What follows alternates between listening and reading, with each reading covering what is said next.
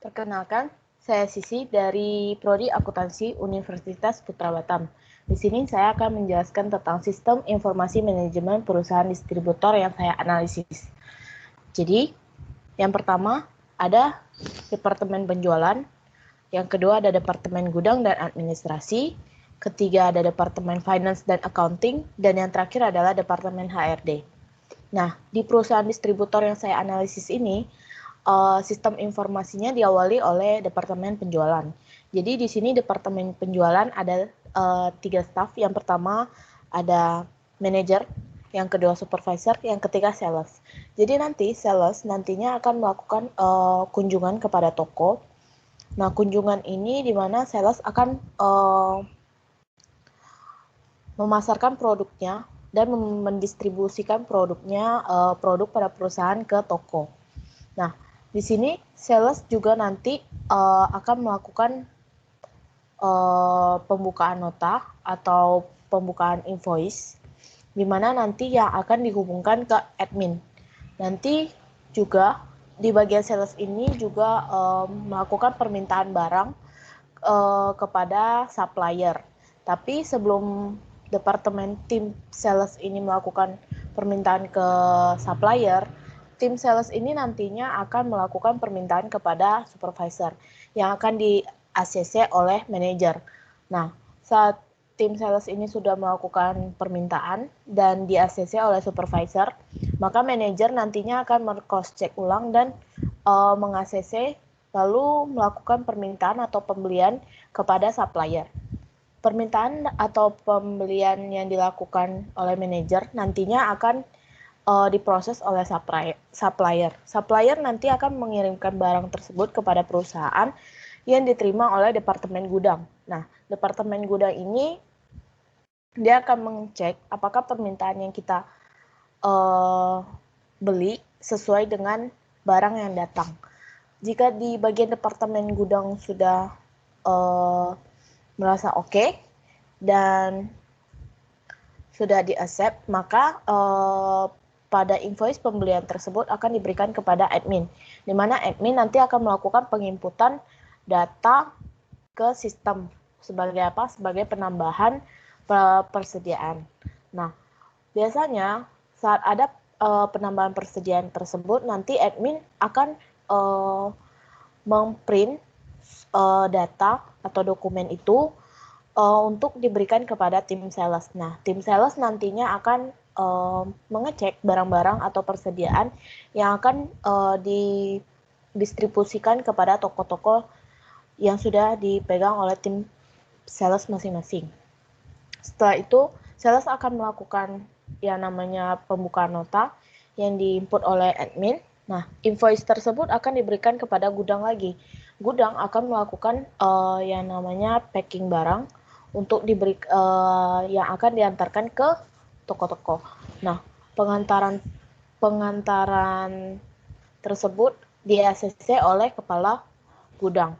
Nah, selanjutnya pengantaran barang yang sudah sampai ke toko, nanti toko akan mentandatangani dokumen invoice tersebut, dan dokumen invoice tersebut akan dikembalikan lagi kepada perusahaan dan akan diberikan ke bagian accounting. Nah, accounting nantinya akan menyimpan dokumen tersebut dan mengeluarkan dokumen tersebut nantinya dan dibawa oleh sales untuk ditagih ke toko. Jadi sebagai piutang. Nah, di bagian accounting ini disebut AR. Nah, AR ini nanti akan mengeluarkan nota tersebut untuk ditagih per wilayah tim salesnya. Nah, nanti setelah ada penerimaan tagihan tersebut, bagian AR akan mengecek lagi, meng-cross check ulang tagihan dari tim sales tersebut. Setelah dirasanya sudah selesai, nanti akan diberikan oleh ke finance. Finance nanti akan mengecek ulang dan menginput data tersebut ke Excel yang nantinya akan dicek oleh KA Finance.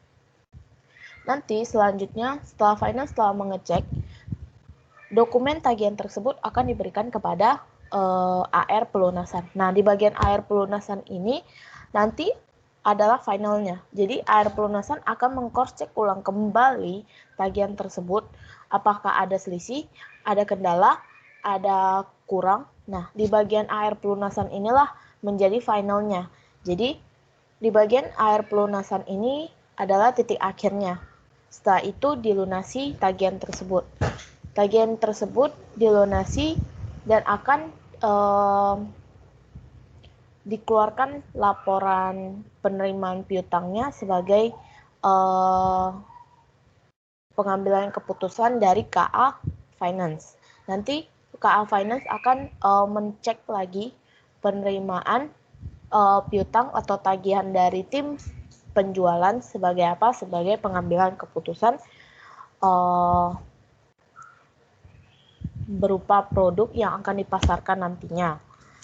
Lalu di bagian finance ini dia juga bekerja sebagai menginput penerimaan dan pengeluaran kas, mau itu debit, kredit, mereka akan melakukan pengecekan juga pada rekening koran. Nah, rekening koran itu biasa dilakukan pengecekan setiap akhir bulan atau rekonsiliasi.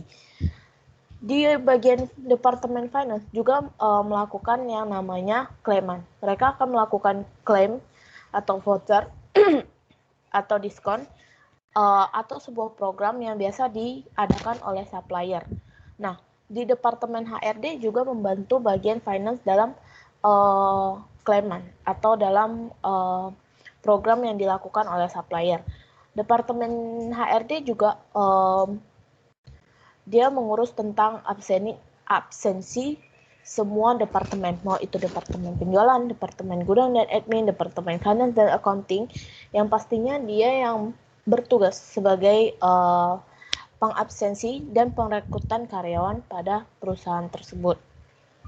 Nah, jadi per departemen ini, dari departemen awal, departemen penjualan, saling berhubungan dengan departemen gudang, admin, lalu departemen finance dan accounting, bahkan departemen HRD juga menghubungkan semua departemen tersebut. Nah, jadi menurut saya kesimpulan yang saya dapat dari sistem informasi manajemen dari perusahaan distributor yang saya analisis sekarang adalah hampir menurut saya secara umum dari awal departemen sampai akhir itu saling berhubungan, dan secara umum mereka telah melakukan SOP yang baik. Kenapa? Karena dalam proses pengecekan mereka melakukan pengecekan lebih mendalam dari departemen penjualan yang akan di cross check dan akan disurvei lagi oleh supervisor dan manajer. Departemen gudang ada tim gudang dan pastinya adalah kepala gudang. Bagian finance dan accounting, jadi dari AR nanti akan dicek oleh finance, dan finance nantinya akan dicek oleh AR pelunasan, dan finally AR pelunasan akan dicek oleh KA Finance. Dan selanjutnya departemen HRD itu akan menyeluruh, yaitu maksudnya dia yang mengurus semua tentang personal karyawan yang ada pada setiap departemen. Jadi demikianlah presentasi kali ini. Saya harap presentasi kali ini tidak mengecewakan. Lebih dan kurangnya mohon dimaafkan. Terima kasih.